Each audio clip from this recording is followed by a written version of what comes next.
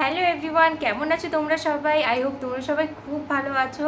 আজকে আমরা সকাল সকাল সবাই মিলে রেডি হয়ে গেছি বর্গভীমার মন্দির যাব বলে তমলুকে। আর গোলু তো খুব এক্সাইটেড। ও সকাল থেকে উঠে জামা কাপড় যেই পরে নেয় ও বুঝে যায় যে কোথাও ঘুরতে যাবে। সে সকাল থেকে ওয়েট করে বসে আছে কখন বেরোবে। এখানে মা আর গোলু একবারে রেডি হয়ে বসে আছে, আর গোলু তো ওয়েট করছে কখন বাকিরা আসবে। আর গোলু ঘুরু ঘুরু করতে যাবে। কোথাও যাওয়ার আগে সবার আগে গোলুকে রেডি করতে হয়, তারপরে বাকিরা রেডি হতে পারে। আর যেই একবার সবাই রেডি হয়ে যায় আর গোলু রেডি হয়ে যায় তখন আর ওয়েট করতে পারে না গোলু, কখন বাইরে যাবে সেটারই চিন্তায় থাকে। এখানে আমার কাকু কাকিমা, কাকুর ছেলে, পিসিমণি, মা, বৌদি, বৌদির ছেলে আর আমি আর আমার মেয়ে ছিল।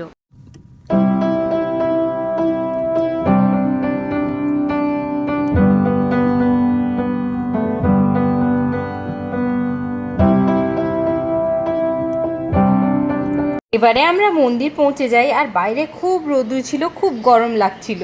তাই গোলুর মুখটা দেখো।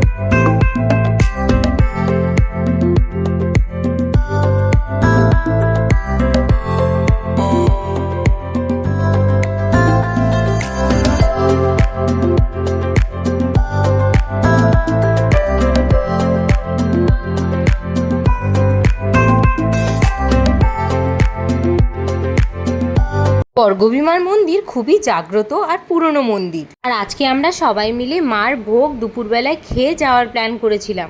আমাদের তো প্ল্যানিং ছিল বর্গভীমার মন্দির ভিজিট করে তারপরে ঘর ফিরে যাব, কিন্তু এরপরে আমরা নাচিন্দার মন্দিরে যাই। তারপরে আমাকে আর গোলুকে দীঘাতে ছেড়ে বাকি সবাই খড়গপুর ফিরে যায়। গোলুর তো আজকের দিনটা খুব ভালো কেটেছে। গোলু আমার কাকুকে পেয়ে গেলে ওর আর কিছু লাগে না, খুব এনজয় করে কাকুর সাথে।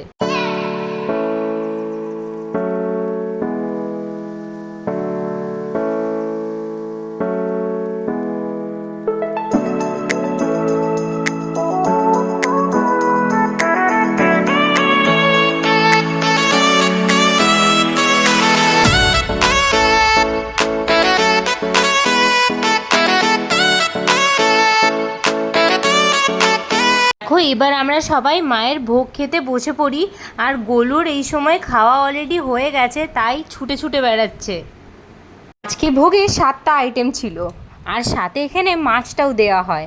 আর মাকে তো প্রত্যেক দিন শোল মাছ নিবেদন করা হয়। এখানে বাকি অনেক কিছু ফাংশনসও হয়, যেরকম কি অন্নপ্রাশন, বিয়ে, এই সবগুলোও হয়, বাট আগে থেকে বুকিংটা করতে হয়। যে কোনো ভোগের টেস্ট অসাধারণ হয়। ঘরে যতই চেষ্টা করে নাও ওরকমভাবে বানানোর, কিন্তু ওই টেস্টটা কোনো দিনই আসে না। আজকের ব্লগে বেশ এইটুকুই। দেখা হচ্ছে কালকে আবার একটা নতুন ব্লগের সাথে। Till then bye bye, take care.